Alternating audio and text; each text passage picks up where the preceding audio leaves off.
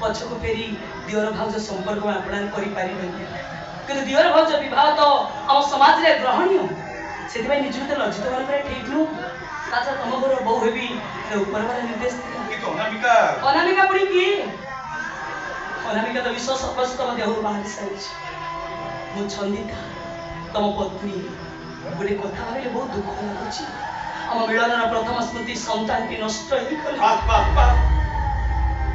कथा मने पकाऊ ए बड़ा भूली जिया तो तुम भूली छी विश्वास करो तुम को विश्वास करी मस्त बड़ भूल कर दै छी एबे तुम मन उतर प्रश्न की मारू छी की प्रश्न हम समाज रे प्रथम परिचय मिली सारी छी द्वितीय परिचय को ए समाज को पवित्र से ग्रहण करी नको काय ग्रहण करी बनी ए दिके प्रवर्तन पर बोधलो दिवर भाव विभाग को सामाजिक स्वीकृति में मो कोई बात सामाजिक कोन एका कथा तो भाई मरि गेला पर मसाटा को दूर करिया जाई से विवाह करथिले तो समाज रे ग्रहण योग्य होईता कि बेबे हमें तो जानतर को अजानतर हम तो संपर्क कर साचे तुम से को धरि बस्तु करते चला में मु कोठी आसी पड़ोसी माने चलती कंगुळे उठी कटकती करिवे काक्यम कटकती नजर दबा उचित मो पाई कोनी तम पाई भी कहूची तो मान समय कलंक कर कागो लाग जेसु को तो भल लागिवो किंतु हम तो बाहा कर सहितला यार संपर्क भी सहितला तुम गर्भवती इच्छा थिलो हम भाग्य करा संतान नष्ट हो गला नहीं मत तो हमें बापा माई हिसाब कर देना अब मोर तर दियर भाज संपर्क फेरी जिबा म हातरो संखा करे देबी म तार सिंदूर पछि देबी म गर्भ मो पाप गर्भ आख्या दे देबी बाबू जे को संखा सिंदूर पनि आस्ते सुखरे संसार कर नो ना हो वास्तव जीवन को रंग मंत्र अभिनय करि परबी निंदा पद बुद्धि पड़बी कि तमे तो स्त्री एक तुम केबे भूली पारे कहा दउछी पुणी थरे रीति नीति अनुसार हम बात रहो आ तापर जदि भक्त मन रे घृणा आसे तो सेମିତି कोनी तमे फेरि नुआ जीवन म पाइछि म संपर्क माने फेरि पाइछि तमे तम पाइ देव पुरुष विश्वास करब परिवार लोक को एमिति गोटे षडयंत्र मो आत्म बुझी पार नथिल स्वार्थ हासिल करबाकू मनीष बहुत बड़ बड़ जघन्य काम करता है तो समाज रे बहुत अछि कि मु कहिबी सब होछु आपनकर भूल और की भूल रहला बड़ भाई को भागर आपन को अनुपस्थिति से माने बे आउने सुजोग सृष्टि कला और द्वितीय कथा होछि वर्षे परे सब घटना जानिथिली भी आपण से केस प्रति किछि भी गुरुत्व देलेनी आपण केबे भी थाना जाई आपण भाई भाज विषय आपण अभियोग कर नाथि से माने कथा को भरोसा कर रहि जिवो से माने सास आउरी बढ़ाई देला सबठारो भयंकर होछि से काली नंगरा छात्र जीवन में दुर्घटना को नै मो पर प्रतिशोध लेवा पई से समान को सहित हाथ मिसै देइछि किंतु आपण तो विरुद्ध अभियोग करि नाथि सब मो झियर निर्देश अभियोग करी ବାପ ହୋଇ ଝିଅର ସର୍ବନାଶ କରିବାକୁ କେମିତି ଇଚ୍ଛା କରିବି? ବର୍ଷକ ପରେ ମୋ ବଡ଼ ଝିଅକୁ ଫେରି ପାଇଲି, ମାତ୍ର ତରୁଣ ବାବୁଙ୍କ ସୁରକ୍ଷା ପାଇଁ ବାପ ହୋଇ ମୋ ଝିଅ ପାଖରେ ଅପରିଚିତ ରହିଲି। ଆଖି ଆଗରେ ତା ଉପରେ ହେଉଥିବା ସବୁ ଅତ୍ୟାଚାରକୁ ଦେଖି ମୁଁ ନୀରବ ରହିଲି।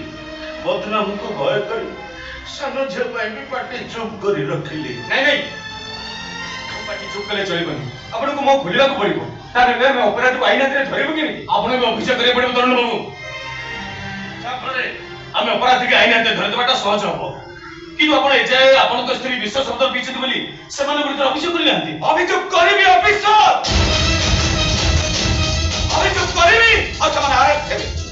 ପ୍ରଥମେ ମୁଁ ସେମାନଙ୍କୁ କେସ୍ କରିବି, ଆପଣଙ୍କ ସେ ମାତ୍ର କାଳୀ ମନ୍ଦିରକୁ ଆସିବ। ଠିକ ଅଛି, କିନ୍ତୁ ଆପଣ ଖୁବ୍ ସାବଧାନ ସହିତ ଘରକୁ ଯିବେ।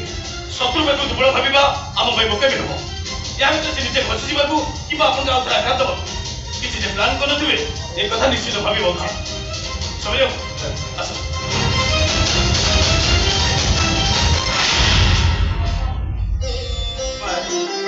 ଆଖିର 2000 ଦିନ ମା, ଏଣିକି ତୋ ଜୀବନ ପାଇଁ ସବୁ କିଛି ପରିଷ୍କାର ହେଇଗଲା। ମୋ ଜୀବନ କଣ ପାଇଁ ଘଟିଥିଲା କି ଆପଣ କରିଥିଲେ? ପାପ ତୁ କରିନୁଲୋ ମା, ହୁଏତ ମୋର କିଛି ଖରାପ କର୍ମର ପ୍ରଭାବ ତୋ ଉପରେ ପ୍ରତିଫଳନ ହେଇଛି। ତାହା ହେଇନଥିଲେ ଦି ଥର ମରଣ ମୁହଁରୁ ତୁ ମୋ ପାଖକୁ ଫେରି ଆସିନଥାନ୍ତୁ। ଏବେ ତ ସବୁ କିଛି ଜାଣିଗଲ। ମୋ ଛନ୍ଦିତାର ଭବିଷ୍ୟତ ତମ ଉପରେ ନିର୍ଭର କରେ। ମୋ ହତଭାଗୀ ଝିଅଟା ତମକୁ ଲାଗିଲା। ଅନେକ ଘାତ ପ୍ରତିଘାତ ପରେ ସେ ବଞ୍ଚି ରହିଛି, ଏଇଟା ମୋ ପାଇଁ ଖୁସିର କଥା। ୟା ପରେ ଯଦି ତା ଆଖିରୁ ଲୁହ ଝରେ ତାହେଲେ ବାପର ହୃଦୟଟା ମୋ ଜମା ସହିପାରିବନି। ମରିଯିବି ମୁଁ। ଆପଣ ବ୍ୟସ୍ତ ହୁଅନ୍ତୁ, ଅବଶିଷ୍ଟ ଜୀବନ ଆପଣଙ୍କ ଝିଅ ପାଖରେ କଣ୍ଟାକ୍ଟ ରଖ। ସେ ଆଶା ଭରସା ମୋର ତମ ଉପରେ ଅଛି। ଛାଡ଼ ସେ ସବୁ କଥା। ଏବେ ତମେ ତମ ଘରକୁ ଯାଇ ସେମାନଙ୍କୁ ସାମ୍ନା କର। ମୁଁ ନନ୍ଦିତାକୁ ନେଇ ଥାନାକୁ ଯାଉଛି। ସେ କାଳୀ ମଙ୍ଗରାଜକୁ ଦଣ୍ଡ ନ ଦେବା ଯାଏ ମୋ ଛାତିରେ ଜଳୁଥିବା ନିଆଁ କେବେ ଶାନ୍ତି ହବନି।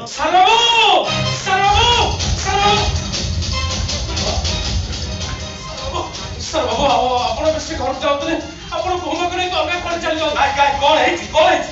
ଆପଣ ମାନେ ମେଲିକର ଭାଇକୁ ଧରିବା ଖବର ପାଇଁ ବଡ ବାବୁ କାହା ସହିତ ଫୋନରେ କଥା ହଉଥିଲେ, ଆଉ ତାର କଥାବାର୍ତ୍ତା ଜଣା ପଡ଼ିଲା ସେ ଆପଣ ଦି ଜଣଙ୍କୁ ମର୍ଡର କରିଦେବେ। ମା, ଜ୍ୱାଇଁ ଯଦି କିଛି ଦେବାକୁ ଚାଲ, ସମସ୍ତେ ଆମ ଘରକୁ ଚାଲ। ପୋଲିସର ପରାମର୍ଶ ପରେ ଚାକିରି କରି। ନାଇଁ ବାପା, ଏ ତରୁଣ ପ୍ରଜା ଏତେଟା ଭୀରୁ କାପୁରୁଷ ନୁହଁ ସେମାନଙ୍କୁ ଭୟ କରି ଆତ୍ମଗୋପନ କରିବ। ମୁଁ ମୋ ଘରକୁ ଯିବି ଆଉ ସେମାନଙ୍କୁ ଫେସ୍ କରିବି। ଚାଲ ଛନ୍ଦିତା।